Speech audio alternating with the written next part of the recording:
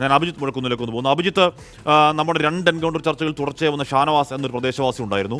2 ചർച്ചകളും ഷാനവാസ് പറയുന്നത് കേട്ട് നമ്മൾ തരിച്ചിരിക്കുകയായിരുന്നു. കാര്യം നമ്മൾ ബാക്കി തർക്കങ്ങളും ബാക്കി രാഷ്ട്രീയ ചർച്ചകൾ ഒക്കെ നടക്കുമ്പോഴും, അല്ലെങ്കിൽ ആരുടെ കുറ്റം ആരുടെ പിഴവ് എന്നൊക്കെയുള്ള ചോദ്യങ്ങൾ നമ്മൾ ചോദിക്കുമ്പോഴും ഷാനവാസ് പറഞ്ഞത് അവർ നേർക്കുനേർ അവരുടെ വീട്, അവരുടെ ഉമ്മ, അവരുടെ കുഞ്ഞുങ്ങൾ, അവരുടെ നാട്ടുകാരൊക്കെ അനുഭവിക്കുന്ന അതിഭീകരമായ പ്രാണഭയത്തെക്കുറിച്ച് ഇങ്ങനെ തൊണ്ടയിടറി പറയലായിരുന്നു. നമ്മൾ അത് കേട്ട് വല്ലാത്ത സങ്കടപ്പെട്ടു. ആ സങ്കടങ്ങൾക്ക് അല്ലെങ്കിൽ ആ ഭീതിക്ക് ഒരു അറുതി ഉണ്ടായിരുന്നു എന്നുള്ളത് കേരളത്തിൻ്റെ ആശ്വാസമാണ്. അഭിജിത്ത്, ഇനി അറിയേണ്ടത് ഈ കടുവ ചത്തത് എന്തുകൊണ്ടാണ് എന്നാണ്.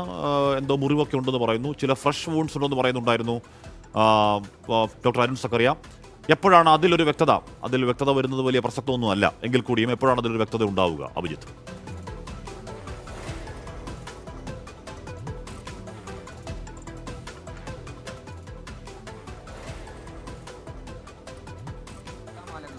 എങ്ങനെ ചത്തു ഈ കടുവ എന്ന് കണ്ടെത്തുക, അതിന് തന്നെയാണ് പ്രഥമ പരിഗണന.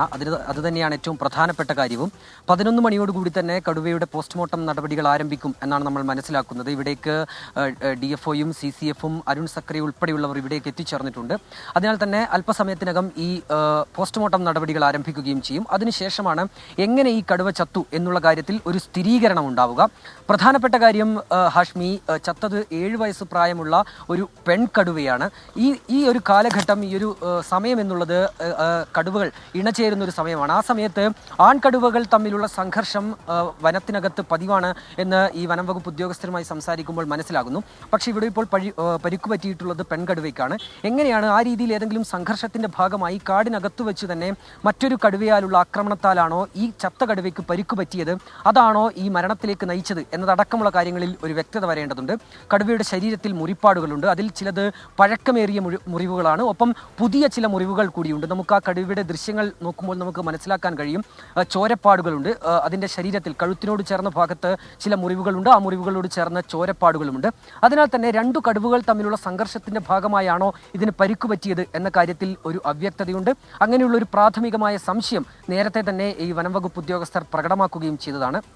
ഇന്ന് രാവിലെ ഏതാണ്ട് 2 മണിയോടടുപ്പിച്ചാണ് ഇങ്ങനെ ഈ കടുവയെ ഈ പ്രദേശത്ത് പിലാക്കാവ് പ്രദേശത്ത് ഈ RRT സംഘം കാണുന്നത്. അത് ഏറെ ഉൾക്കാട്ടിലല്ല എന്നുള്ളതാണ് ഏറ്റവും പ്രധാനപ്പെട്ട കാര്യം. അവിടെ പോസ്റ്റ്മോർട്ടത്തിന് ശേഷം അറിയാം എന്താണ് ഈ കടുവ ചത്തുപോകാനുള്ള യഥാർത്ഥ കാരണം. പക്ഷേ ഇന്നലെ രാത്രി അങ്ങനെ മയക്കൂടിയൊന്നും വെച്ചിട്ടില്ല എന്ന് ഡോക്ടർ അരുൺ സക്കറിയ പറയുന്നുണ്ടായിരുന്നു. അങ്ങനെ എന്താണ് ചത്തത് എന്നറിയണമെങ്കിൽ ഇനിയിപ്പോൾ പോസ്റ്റ്മോർട്ടം റിപ്പോർട്ട് വരണം. അത് വരട്ടെ.